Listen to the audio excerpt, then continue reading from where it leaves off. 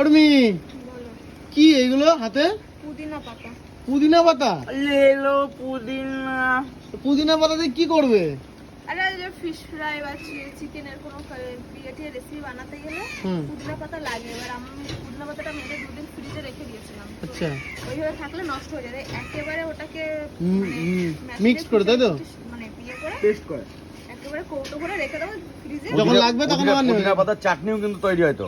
চাটনি হয়, কিন্তু এটা আমি চাটনির জন্য করছি না, এটা আমি ওই ইয়ে বানানোর জন্য। যখন আমরা বিরিয়ানি খাই পুদিনা পাতার চাটনি বানানো, তাই না? ও, দারুণ লাগে। ও মানে এটা অন্যরকম ফ্লেভার চলে। পাতাগুলো নষ্ট হয়ে যাচ্ছে। ও, এর সঙ্গে ধনে পাতাও রয়েছে। হ্যাঁ, অল্প অল্প ধনেপাতা আর পুদিনা পাতা একসাথে মিক্স। বেটে রেখে দেবো ফ্রিজে। ওকে, এখন কি ধুতে এসছো নাকি? ধুয়ে নাও, ধুয়ে নাও।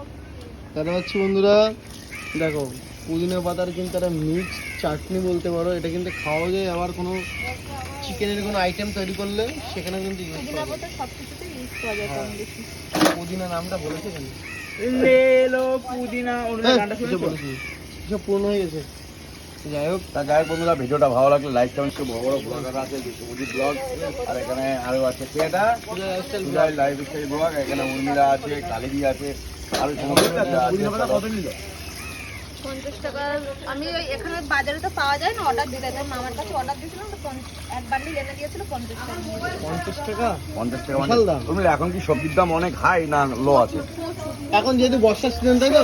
কেনার মতো প্রতি বছরই মানে একটা তো আপ ডাউনের সময় থাকে, তো সেই টাইমে প্রবলেম হচ্ছে।